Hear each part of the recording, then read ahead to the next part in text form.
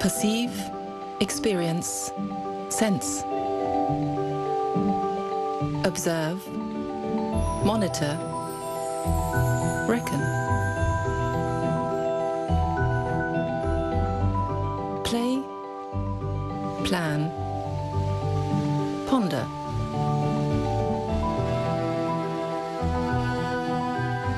React, engage.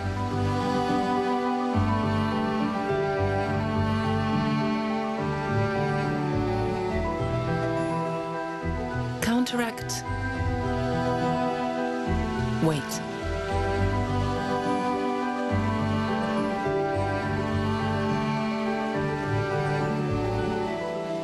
Consider. I think, therefore I am. But what are thoughts? Just some fleeting void? Or a huge and as yet scarcely researched secret of life?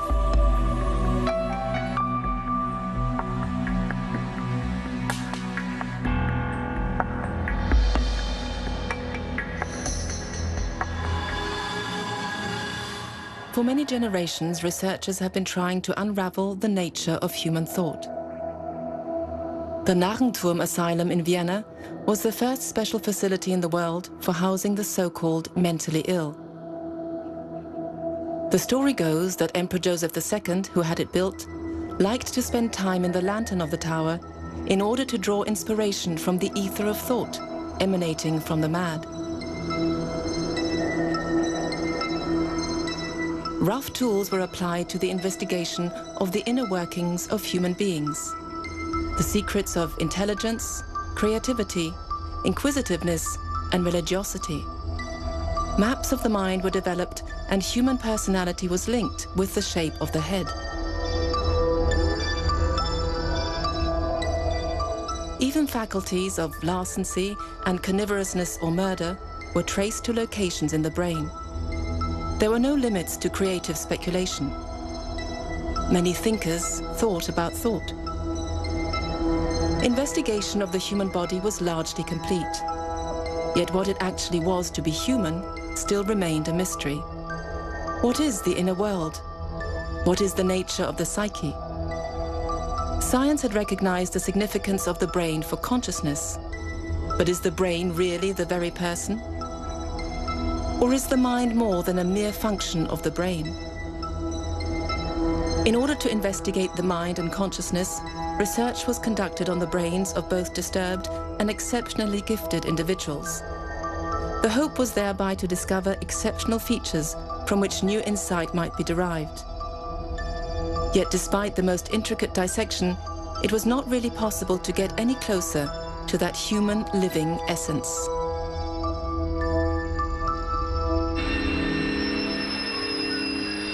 I think, therefore I am.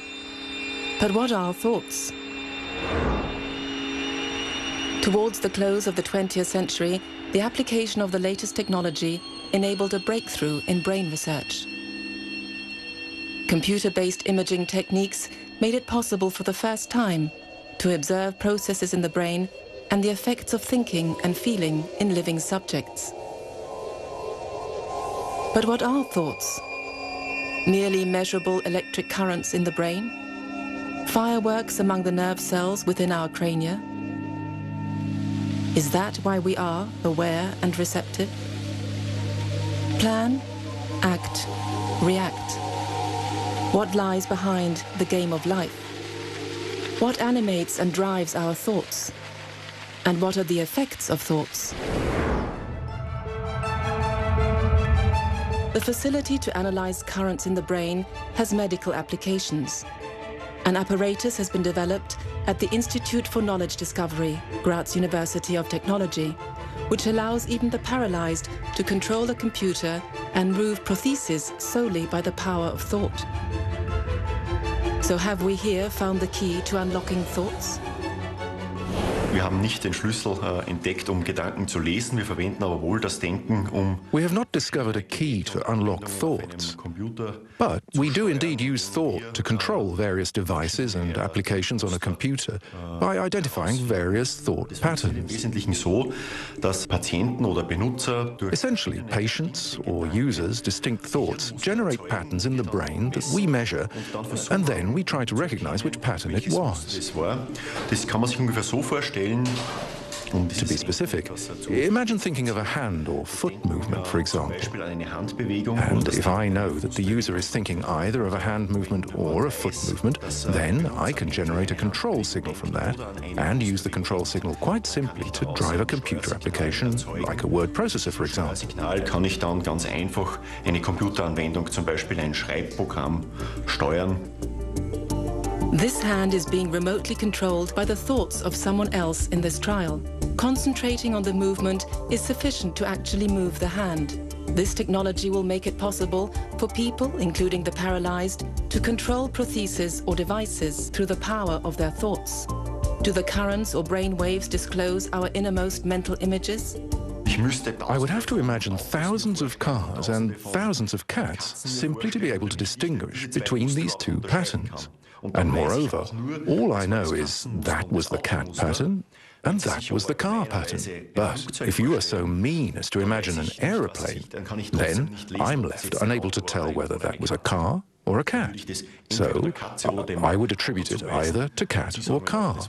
And then you tell me it was an aeroplane. So I say, yeah, well, we can't read that. The limits are set there in terms of reading thoughts the way people fear this technology could. I don't see that happening until indefinitely far in the future. Bist du bereit? Yes. Dann dreht die Kamera nach links, bitte. Controlling devices just by thought. Already now, the possibilities are fascinating. Surfing the internet with no keyboard or mouse. That would no longer be a problem.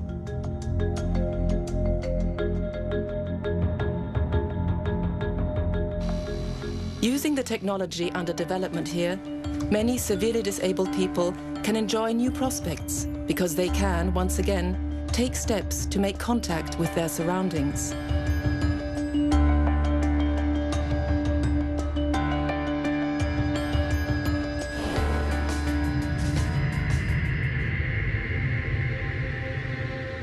Brainwaves are also being harnessed at the Institute for Communication and Brain Research in Stuttgart.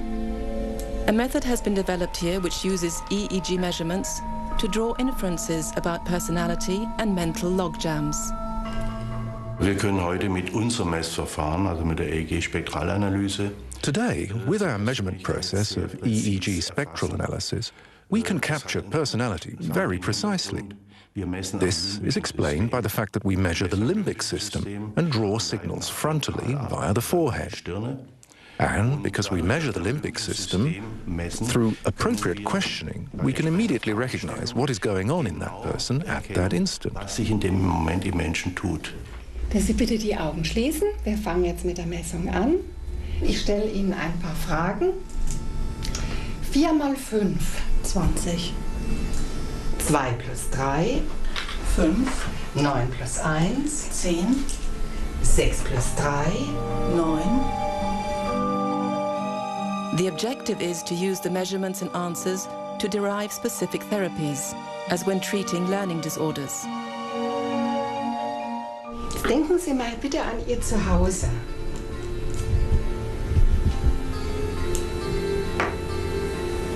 Was machen Sie am liebsten zu Hause? Lesen.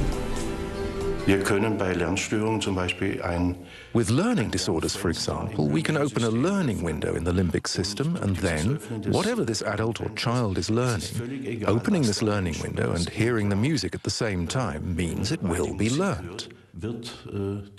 Albeit, we also need movement. This means that, for learning disorders, we put the children on a cushion filled with air so that they are always in micromotion.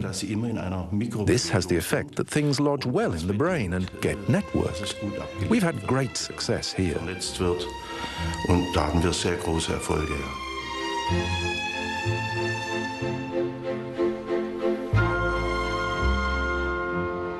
think lies at the core of the therapy. The success of this approach demonstrates the relationship between mental activity and individual well-being.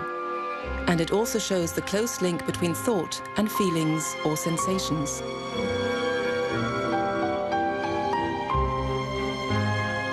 Our thinking is always bound up with specific experiences.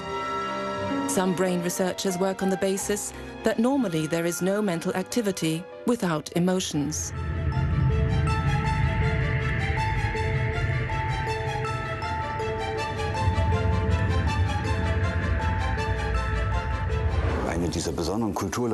One of the particular cultural contributions that we evidently regularly offer one another, and indeed our children in this area, is the separation of thinking from feeling. In practical terms, that's impossible. Take perception. We would drown in the flood of sensory perception, even just the things we can perceive in this room, if we were not capable of attributing significance to individual perceptions. Things invariably become significant to us when they are recorded affectively, as we say. That is, if something is bound to a feeling. At that point, this thing I am seeing becomes more important than that thing because I associate it with something that is also coupled with feeling.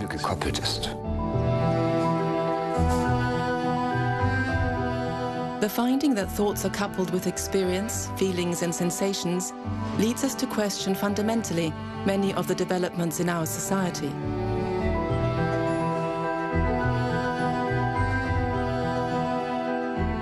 Professor Hütter is critical of the tradition of pure thought, commonly favored in today's educational system. Creativity, enthusiasm, realization of potential. These are important aspects for a fulfilled life according to brain research.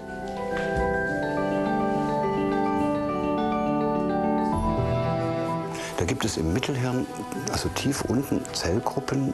In the midbrain, deep down, there are groups of cells with wonderfully long processes, and when they are excited, because something has really moved us, so-called neuroplastic chemical messengers are released from the ends of these long processes. They actually work just like a fertilizer on the underlying network, with the result that a state of enthusiasm can be harnessed so intensively as to solve problems, win a game of tennis, or create some amazing design. Gestalterisches zustande zu bringen. Und deshalb wird man immer bei dem, so you will always make rapid, positive progress on things you do with enthusiasm. so viel besser. That's why you can remember so well things that moved you. And that's why it's so important for our education and training system to at long last get the message that it's no use just pushing yourself.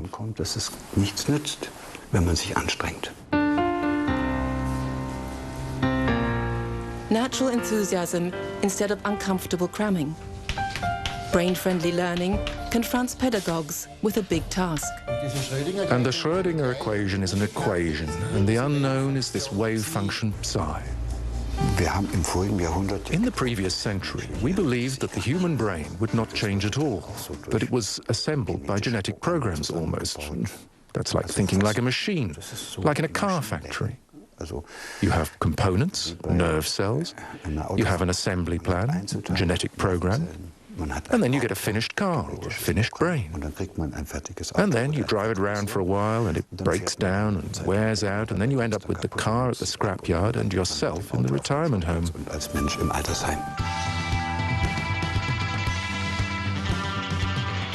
The modern notion that the inner human being is just something like a machine made of lots of components is once more being critically re-examined today.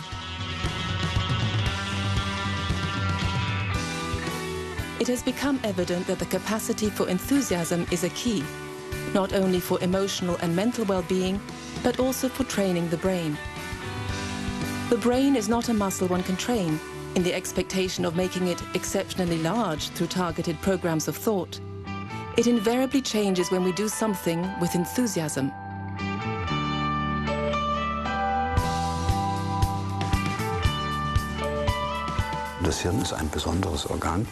The brain is a very special organ. It makes sure that I'm okay. So it has a kind of sensor for importance. When something is really important, not for others but for me, then it changes. I think, therefore I am. This sentence can be extended. I experience, sense and think, therefore I am. But what is the fire of enthusiasm that steers our course? What are thoughts? Just currents in the brain? Or are we talking about powers that reach out beyond a person's body? The supposition that thoughts could have an external influence inspired the Japanese scientist Masaru Emoto to conduct an experiment. He suggested that boiled rice went bad less rapidly if one charged it up with good thoughts. We wanted to know whether such an experiment could actually succeed. A class at the primary school in Mayenne prepared the trial. Kann jemand von euch etwas dazu sagen? Ja, Elena? Wir wollen das Reisexperiment machen, das auch Masaru Emoto schon mal mit Kindern aus der Schule gemacht hat. Wir werden den Reis in die beiden Gläser füllen, dann kleben wir auf jedes Glas ein Schild. Die beiden Gläser werden wir 4 Wochen lang unterschiedlich behandeln. Zu dem Glas, auf dem Danke steht, werden wir freundlich sein. Wir sagen schöne Wörter zu ihm und werden Gutes von ihm denken. Den Reis in dem Glas mit der Aufschrift Dummkopf behandeln wir schlecht. Wir sagen unschöne Worte zu ihm und denken schlecht von ihm. They are all full of fervor. The jars are filled and then charged up with thoughts. Being friendly isn't hard for the boys and girls. Being really nasty, well, more. Will these concentrated emotions and thoughts show some effect? The jars are to be opened again in a few weeks.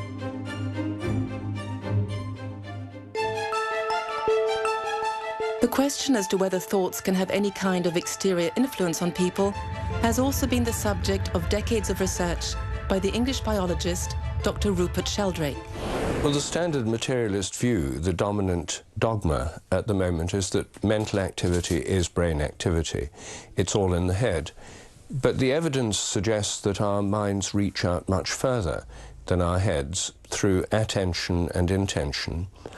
One line of evidence is that when we look at people, we can sometimes affect them. People can turn round if we're staring at them. They seem to detect our attention. The vast majority of people have had this experience. They've felt when they're being looked at, and they've made other people turn round by looking at them. Through a series of long experimental trials addressing this phenomenon, Rupert Sheldrake came to an unequivocal conclusion. Yes, telepathy exists. We react to concentrated attention. The effect is no illusion. To draw on one's attention is not down to chance. Rather, this phenomenon offers evidence that our inner world influences the external world.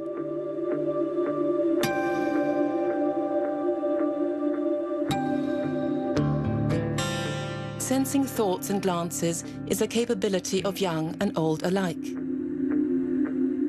Yet the perception of attention is not the only telepathy phenomenon researched by Rupert Sheldrake. That's the effect of attention. The effect of intention is also detectable by people from far away. If we think about somebody, we want to call them on the telephone, and then we call them.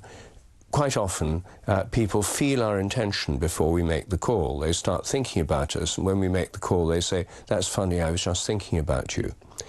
Now, I've done a lot of experiments that show the sense of being stared at is real. The telephone telepathy is not just a coincidence, it's not just random chance, it's a real phenomenon. A visit to the private laboratory of the German chemist and physicist Dr. Klaus Volkamer, located in Frankenthal. He wants to prove to us that concentrated, targeted thoughts not only have an influence from person to person, but also have a significant influence on the physical world as ethereal forces. So significant that one can measure them. According to him, thoughts have weight. All discrete elementary particles known to us, just like our own bodies, possess ethereal background fields. Physics does not explain these fields, whether at a macroscopic level with regard to living beings and known as aura in humans, or for elementary particles in terms of their local ethereal nature. Without these background structures, which today's physics does not yet model, the majority of people in current physics have decided that it's a stupid question actually wanting to give an explanation. The route to the lab in the cellar. We decline the temptation to be discouraged by this scientist's claim of having found a superior description of the world than that of all his colleagues, and look for proof. The task is simple: to radiate concentrated thoughts and measure their weight with a highly sensitive balance. Men who stare at pipes. Who knows? Perhaps the power flows particularly strongly through the fingertips. However bizarre this experiment might seem, analysis of the automatically recorded computer data brings a surprise. Significant changes in weight, precisely during the seconds of concentration. If thoughts can have an influence beyond the head, is true telepathy possible too? Wir hatten das Glück, den Ausbilder der Soyuz-Mannschaft. We were so fortunate as to have the Soyuz crew trainer here for a particular topic, namely telepathy. And I gave him the task of transmitting what was essentially a secret extension number of our institute to Russia by thought, and to have someone there call the number so that we could check whether or not it had been received. Diese Nummer anzurufen, sodass wir überprüfen können, kommt es an oder nicht. In this experiment, the secret phone number could only be transmitted from Germany to Russia by thought. During the session, we also carried out brainwave measurements. But the exciting question was, would someone in Russia, just as a result of telepathy, really grab the phone and ring the Institute's secret extension? Would the phone with that number here ring?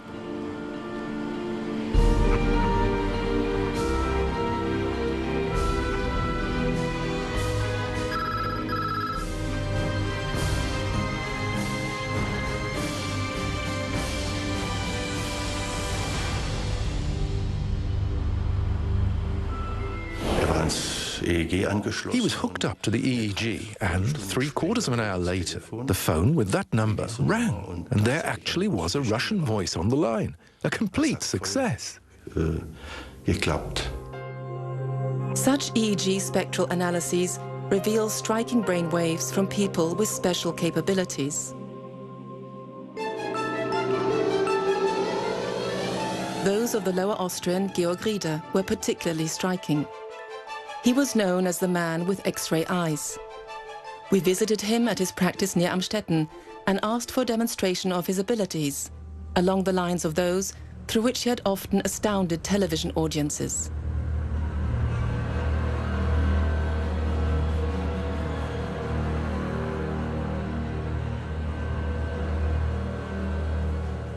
Ostensibly, Georg Rieder needs no prior knowledge of a person's state of health. In this case, there were no obvious signs of illness or aches and pains. Yet a scan with the naked eye should suffice for a diagnosis.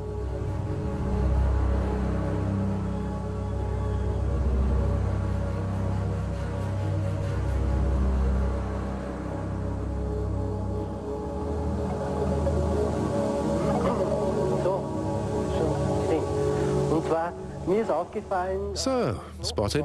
And what I noticed from the bone structure, there were serious problems with the knee because it's somewhat deformed. The consequent effect, it must have been broken given one leg is shorter than the other. So the pelvis is displaced and that is causing curvature of the spine. And I've also noticed the kidneys. You should drink much more because you're not detoxifying your kidneys enough. Ich bin beeindruckt. Ich weiß gar nicht, was ich sagen soll. Say something anyway. Es stimmt. Ich sehe teilweise Dinge anders. Ja? I see some things differently. For example, in the case of ulcers, for me there's a difference depending on whether the cause is irregular eating habits or bad nutrition and so on, or whether someone is beset by sorrow, worries, problems or stress. Ernährung und so weiter entsteht oder wenn jemand Kummer, Sorgen, Probleme, Stress schluckt. Ja? Und da gibt es für mich einen Unterschied zu sehen. Ja? I see a difference there, and there are many such differences that I can recognize.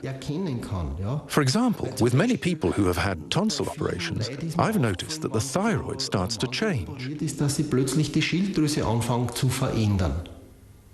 Also da gibt's einen Zusammenhang. In principle, there's a relationship, but conventional medicine doesn't offer a real explanation. Verfolgbar.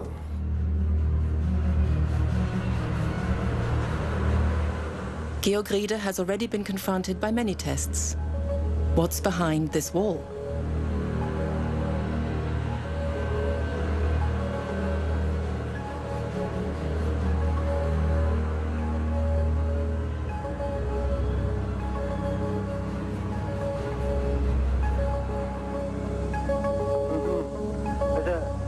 See something? I've seen a woman with something around her. Looks like a shawl, but it's moving.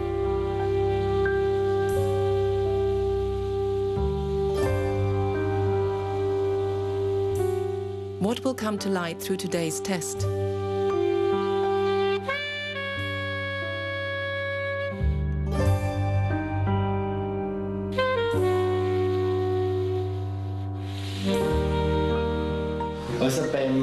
So, the cruciate ligaments of the right knee were sprained once because the knee joint isn't locating properly. And when trekking downhill or using stairs, it moves too much and can get painful occasionally through inflammation.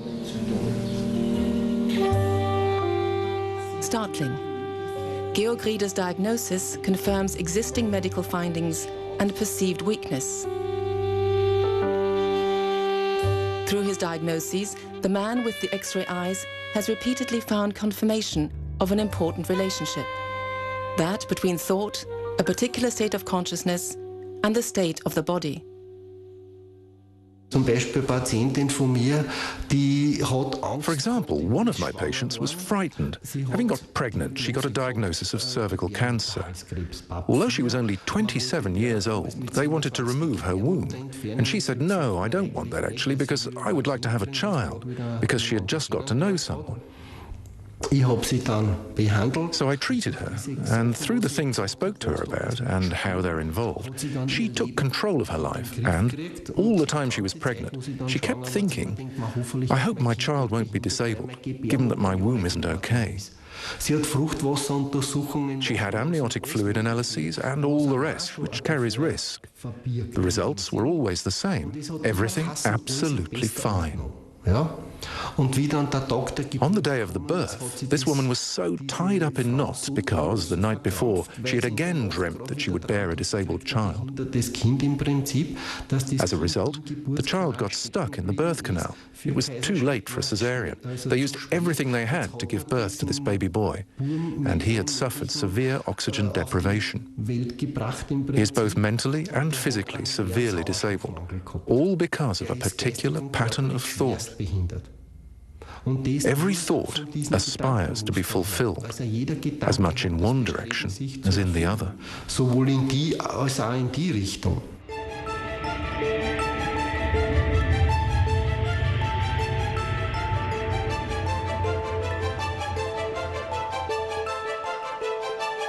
Here at the Science Park in Saarbrücken, one scientist has spent many years thinking about precisely how consciousness and the body interact. Regarding the age-old question as to the importance our consciousness has in the world structure, today there are radical new answers.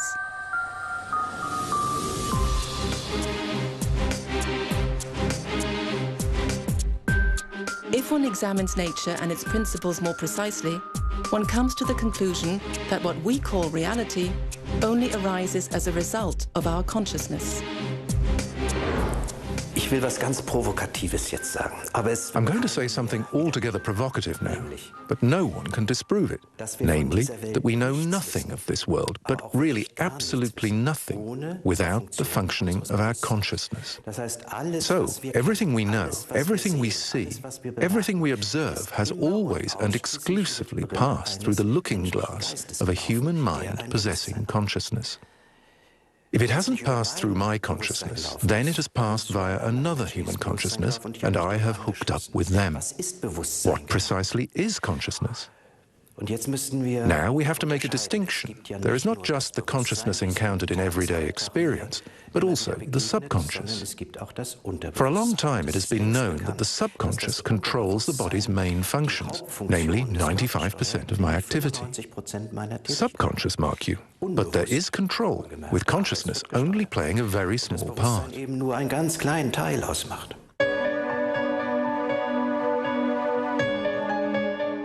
How do the images of sounds of our inner world arise, along with associated thoughts? Is all this merely the result of neuronal fireworks? Does consciousness arise in the brain? Is the human being just a biological machine that could, in principle, also be generated artificially one day, once the complexities of the organ of thought are sufficiently understood? This mechanistic view, which sees the thinking organ of the brain as the center of human being, is being questioned by many of today's researchers as a result of studies in research into death. These allow for the possibility that consciousness actually can exist outside the body.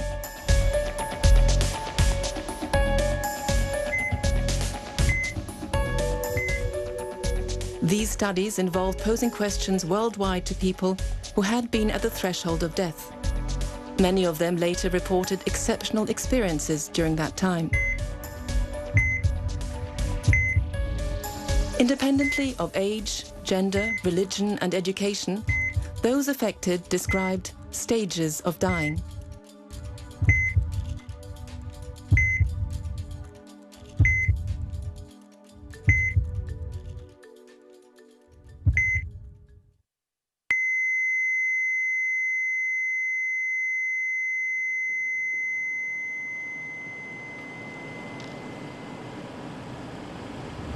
Among the more commonly described experiences was the phenomenon of the out-of-body experience. Those affected had the impression of floating above their body. They were able to observe resuscitation attempts from above and experienced a tender light, till they were ultimately obliged to return to their bodies. Amazingly, such experiences were shared by people with no brain function, namely people who were clinically dead, often for several minutes. This phenomenon was then investigated thoroughly.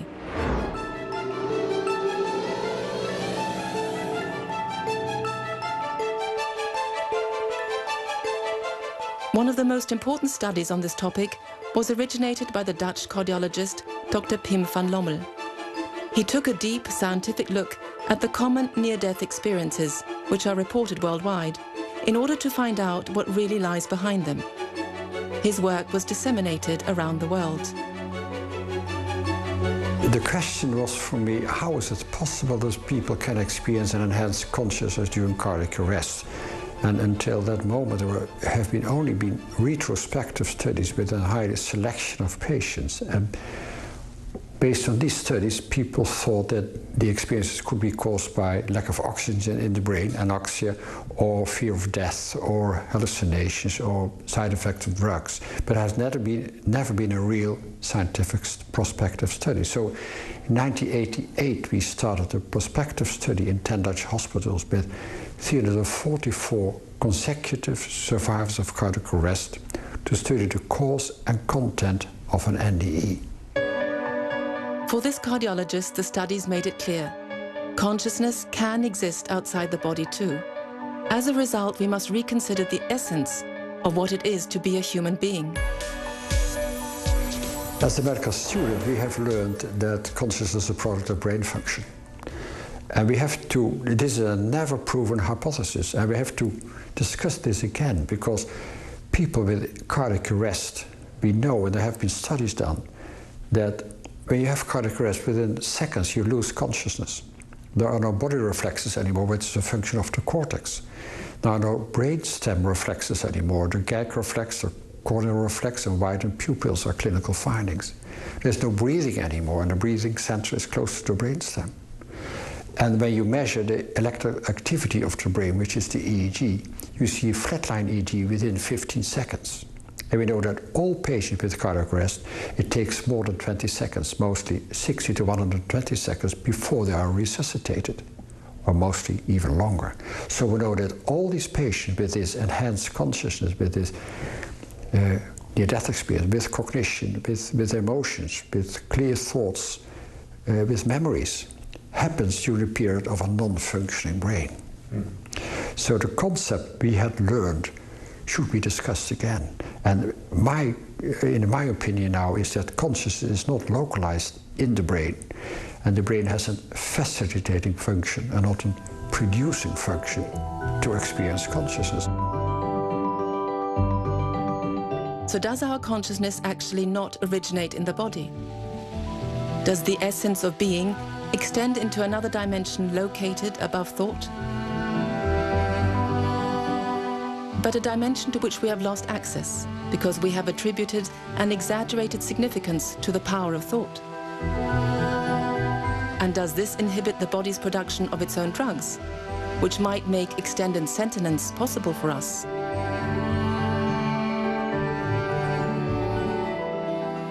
Es ist folgendermaßen. Wir bestehen, ganz einfach gesprochen, aus zwei Abteilungen. It's like this, to put it simply. We consist of two compartments in the brain. One that is ancient in evolutionary terms, the so-called limbic system, which can control things on the basis of innate feelings. And this limbic system is directly connected to a small gland located right at the center of the brain, the pineal gland.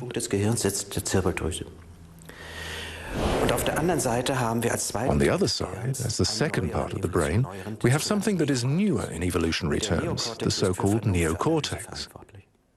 And the neocortex is responsible for reason and analysis. It continuously tells the other part, the limbic system, how to behave.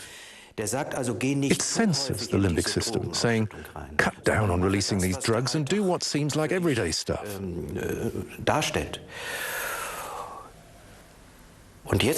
So now there's a mechanism. With the aid of certain methods, we can not so much turn off the neocortex, but very strongly damp its activity. As a result, we no longer act exclusively on the basis of reason, and with the aid of these drugs, which can now have a stronger effect, we have contact with a so-called interworld or otherworld. This brings us very close to experiences of lucid dreams. Und damit sind wir diesen Erlebnissen des luziden Traums schon sehr nah. When we get tired, we go to sleep. We shift from thinking about daily life into the experience of dreams. There we experience a different and yet nevertheless somehow familiar reality.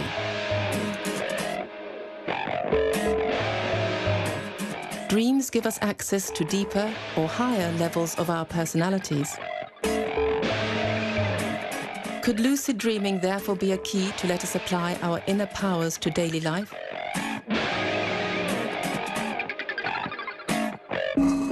Perhaps the old idea that the soul wanders in the night and our consciousness is not physical, but rather rooted in the soul, is worthy of renewed consideration.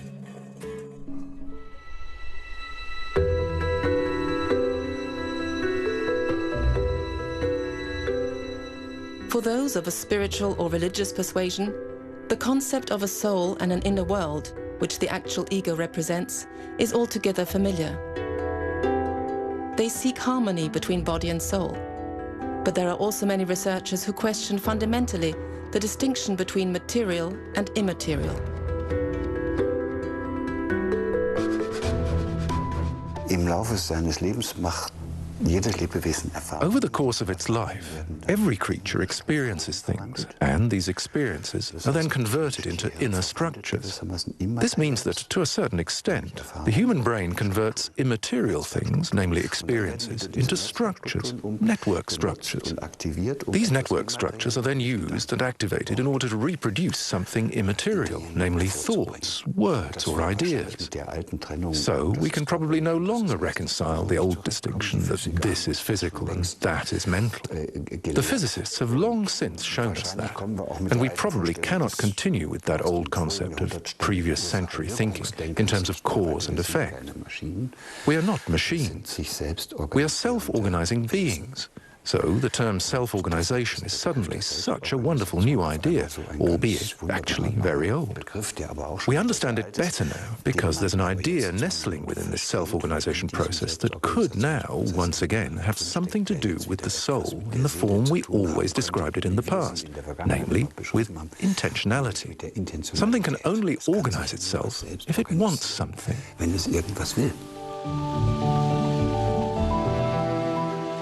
Something in us has will. Our thoughts in association with sentience are a central power shaping the world. But how far does our will reach? To what extent can we shape our game of life? How can an immaterial will influence the physical world at all?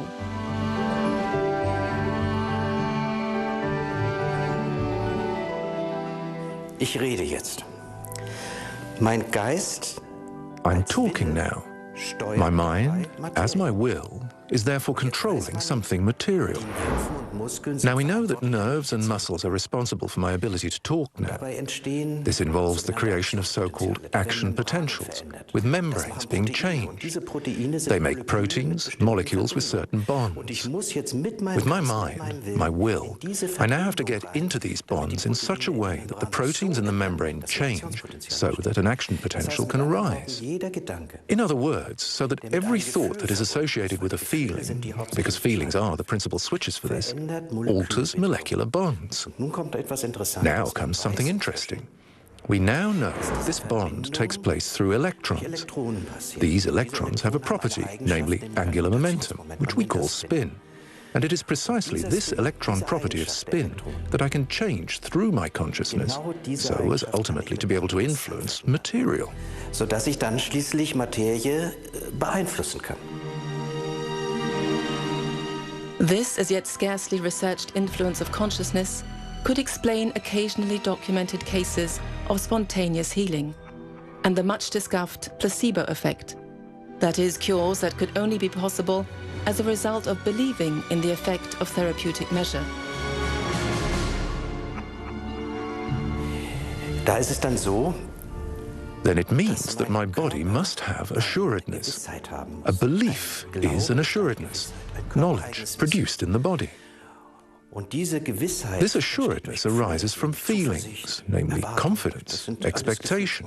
These are all instances of feeling, and they are necessary in turn for the retrieval of information that built me up originally, for health. Do only certain active substances bring a cure? Or are our thoughts and feelings also important here?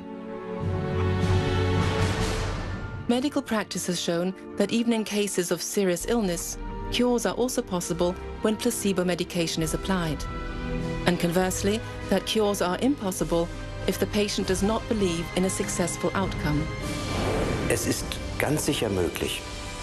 It is certainly possible that this so-called placebo effect is the principal component of the cure. There have been such investigations in Switzerland, for example. It wasn't the application of drugs or medication or physical therapy that was decisive, but rather the patient's trust in the doctor and their ability to heal.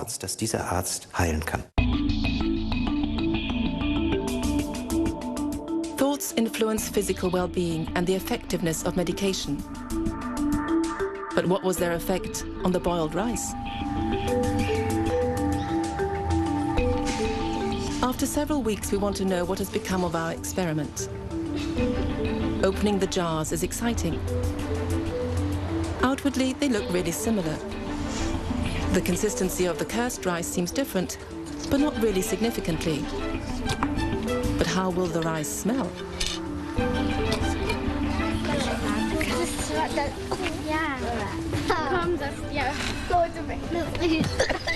Not very inviting. There is a difference, but we must look for scientific proof of thought's action at a distance elsewhere.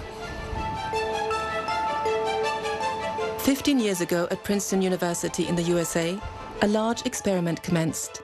The Global Consciousness Project involves investigating the phenomenon of thoughts influencing computers.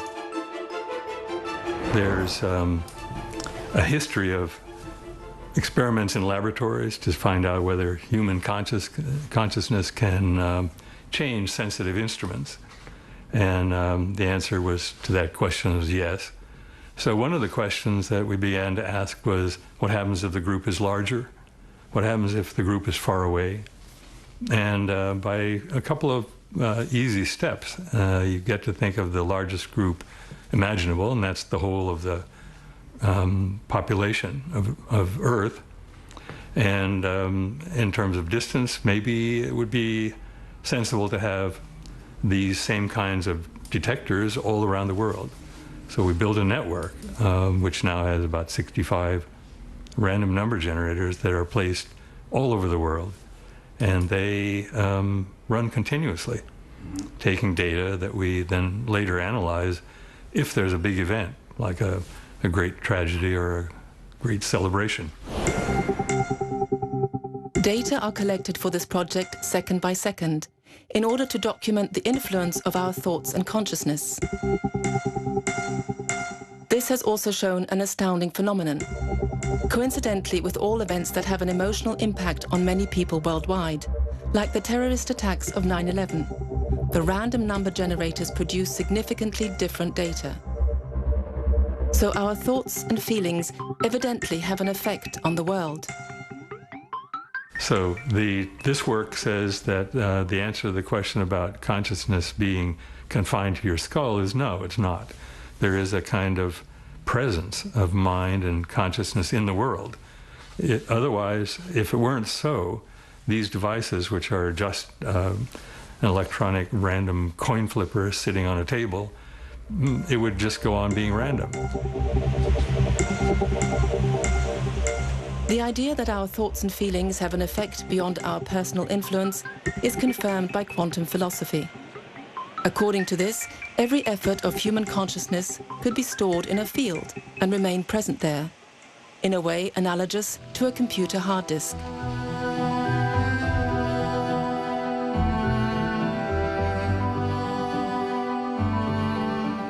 Each decision we make, each thought we entertain, has effects into the future too. Es gibt inzwischen sehr konkrete Hinweise. We now have altogether firm indications that our thoughts, our feelings, which we invest within this humanity, influence other people, influence nature, and that this happens beyond this generation. Because there's no time in this field, everything is simultaneously present. So, this hard disk gets ever more substantial and ever more can be retrieved. The more irresponsibly we deal with this principle, the worse will be the result for humanity. This is the outlook that has emerged.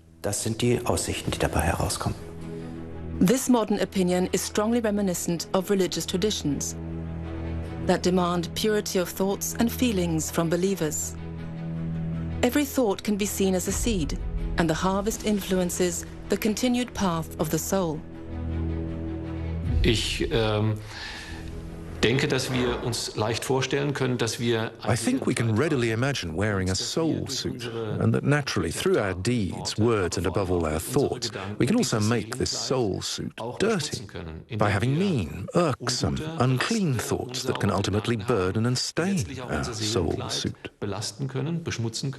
And this thought hygiene not only affects our own soul suit, but also the whole world of forms of thought. Wenn wir diesen Mechanismus kennen, once we recognize this mechanism, in order to avoid harm to ourselves, we could lead a different kind of life to what is currently accepted by society, I would say by the majority. We would try to invest in feelings that direct the material world in a positive direction.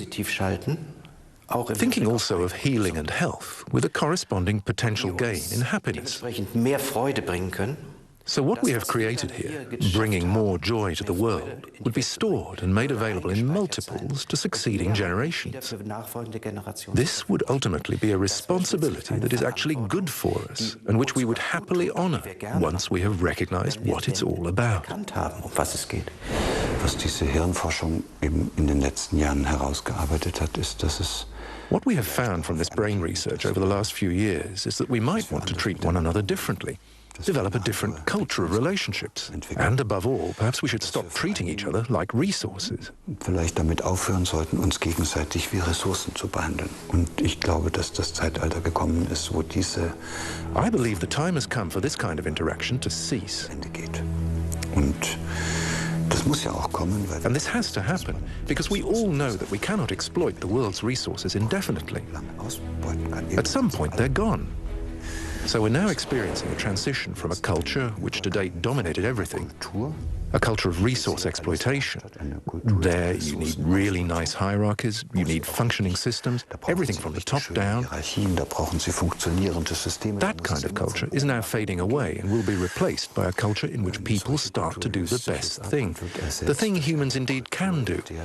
Namely, they can help one another to realize the potential they have within them. Sie können sich gegenseitig helfen, die in ihnen angelegten Potenziale zu entfalten.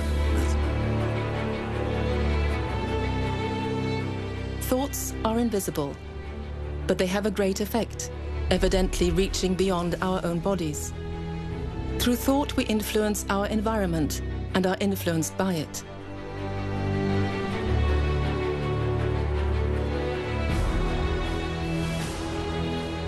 The latest research confirms what ancient wisdom told us. Our responsibility also embraces the inner world. Through each decision, we direct the course of our lives and decide our fate. The power of thought, the fire of the soul, makes us human.